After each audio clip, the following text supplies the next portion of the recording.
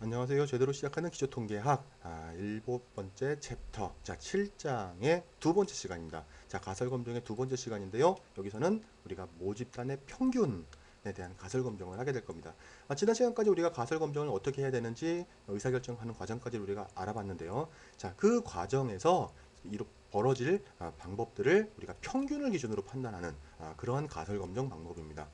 일단 첫 번째로 뭘 했었습니까? 가설 검정을 할 때요. 첫 번째 단계 우리 가설을 수립했었죠. 가설, 우리가 귀무 가설과 대립 가설을 갖다 우리가 수립을 했었는데요.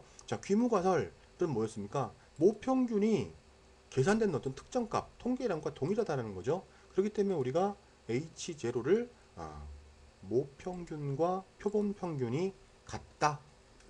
그냥 편향 뮤라고 똑같이 표시를 했습니다. 그 다음에 귀문가설이 이렇다면 대립가설은 어떻습니까? 우리가 대립가설 양측 검정과 단측 검정 두 가지로 구분해 볼 수 있겠죠. 양측 검정이라면은 똑같지 않다라는 거죠. 서로 다르다라는 게. 왜? 이게 분포를 통해서 양쪽에 있으면 되는 거잖아요. 그렇기 때문에 다르다. 그러니까 높은 쪽, 낮은 쪽, 높은 쪽을 갖다 판단할 수 없으니까요. 근데 그걸 갖다 극복하기 위해서 우리가 단측 검정하죠. 낮은 쪽에 있는 거 우리가 기준으로 이렇게 돼 있고요. 좌측 검정이라고 그랬고요. 이렇게 돼 있었을 때 이걸 우리가 우측 검정이라고 얘기를 했었습니다. 그러니까 표시를 하게 되면은 실제로 표시된 게 작다, 요거보다 그 값이 크다.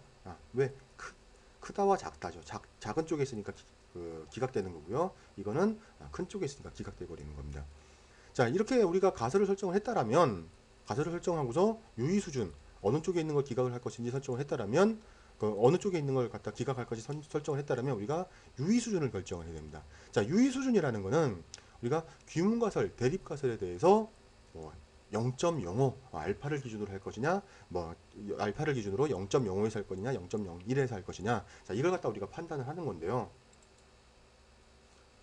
우리가 양측 검정이라고 하면은요, 우리가 여기서 z값 플러스 마이너스 양쪽으로 있었잖아요. 그러니까 어떠한 값들이 구해졌을 때, 여기에서 x가 구해졌을 때 플러스 마이너스 z 2분의 알파 이렇게 우리가 계산했었잖아요. 이렇게 했듯이 만약에 95%라면 이 안에서 우리가 0.025에서 양쪽으로 나눠주는 겁니다. 그렇기 때문에 요 z값은 95% 0.05에서 1.96 플러스 마이너스 1.96이라는 값이 나왔고요. 굳이 여기서 또 우리가 통계량을 갖다 구해본다라면요. 통계량은 우리가 이렇게 구할 수 있습니다. z값은 우리가 이렇게 구했었죠. 루트 n분의 시그마를 분자로 하고 분모로 하고요. 그 다음에 평균값과 측정값과 평균값을 빼서 우리가 계산을 해주는 그런 검정 통계량 우리가 나왔었죠. 그래서 요 z값이 1.96보다 크다라면 우리가 귀무가설을 기각했습니다.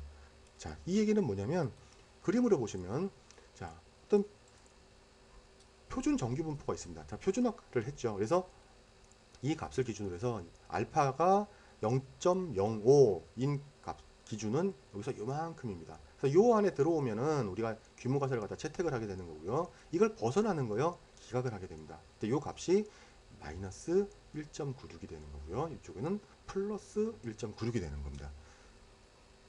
그 다음에 우리가 이제 좌측 검정을 또 우리가 확인을 해봐야 되겠죠. 좌측 검정 아까와 똑같이 우리 z값을 표현을 할 때 왼쪽에 있는 겁니다. 그러니까 마이너스 값이죠.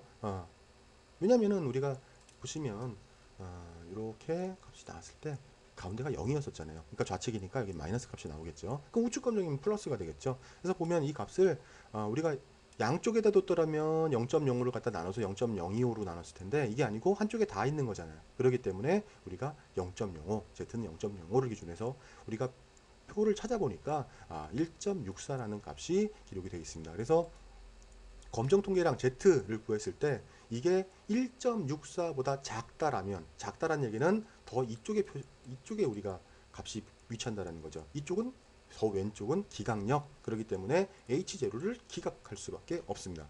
그림으로 나타내 보면요. 당연히 마이너스 1.64가 여기니까 요 값보다 더 낮은 쪽 기각할 수밖에 없습니다. 우측 검정이라면 반대 현상이죠. 1.64는 마이너스가 아니고 플러스로 나타나게 되고요.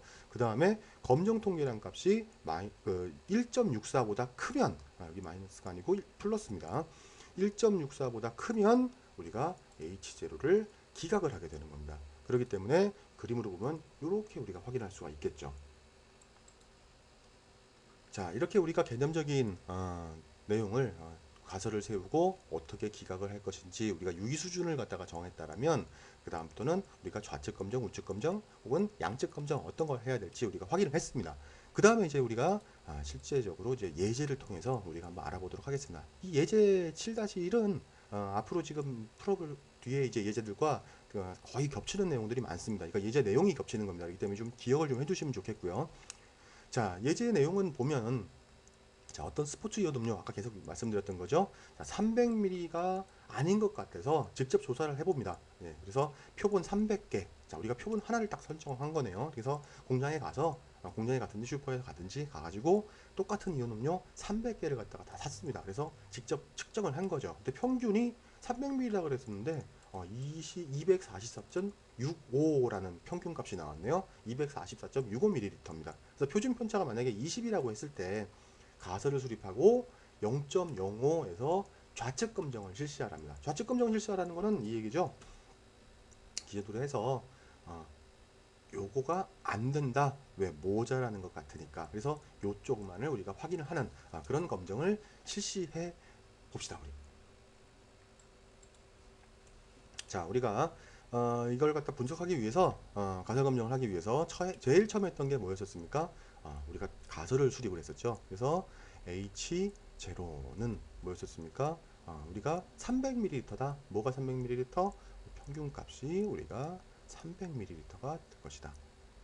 요거였었네요. 그 다음에 대립가설은 뭡니까? 그럼 여기 H0에 대립하는 H1은 U가 어떻게 됩니까? 300ml보다 작다. 300ml보다 작다라고 우리가 표시를 해야 될 거고요. 이걸 갖다 우리가 유기수준은 얼마였었습니까? 알파 이퀄 0.05죠. 그 다음에 여기서 총 그 표본이 몇 개였었습니까? N은 300개. 그 다음에 우리가 조사된 그 평균은 얼마였었습니까? 조사된 평균 우리가 요거는 244.65라는 값이 나왔고요. 그 다음에 표준편차는 20. 그 다음에 알파는 0.05 표시했었죠. 자, 그러면 좌측 검정 실시를 해야 되는 거니까 마이너스 Z에서 실시를 해야 됩니다. 마이너스 Z에 해당하는 알파 값이죠. 좌측 검정이니까 2분의 알파가 아니고 알파입니다. 요걸 갖다 우리가 계산을 해보게 되면 마이너스 Z는 0.05가 될 거고요. 요거는 우리가 직접 확인을 해보니까 마이너스 1.64 이렇게 나왔습니다. 요 간단하게 90%, 95%, 99%에 해당하는 값들은 Z값은 뭐 기본적으로 외워주시면 직접 맨날 찾아보지 않고도 할 수가 있겠죠. 그러니까 판단을 할 수 있는 판단은 어떻게 해야 됩니까? 그러니까 마이너스 Z가 우리가 1.64보다 마이너스 1.64보다 적다라면 H0는 기각이 됩니다. 그리고 우리가 여기서는 H1을 우리가 선택을 하게 되는 거죠. 그렇죠? 자, 그럼 검정 통계를 한번 구해보면 어떻습니까? 자, Z 해가지고 우리가 한번 구해보겠습니다. Z는 우리가 총 표본 개수가 300개, 루트 300을 N, 우리 표준 편차로 나누죠.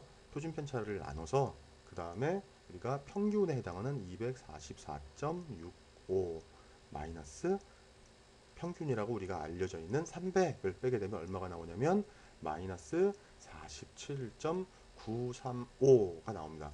자, 이 마이너스 47.935 자, 그렇기 때문에 Z값이 어떻게 됐습니까?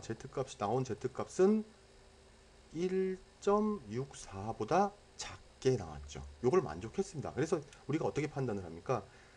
스포츠 이온 음료 용량이 300ml라는 규모가설 H0를 기각합니다. 그러니까 대립가설 H1을 채택합니다. 그 의미는 뭐예요?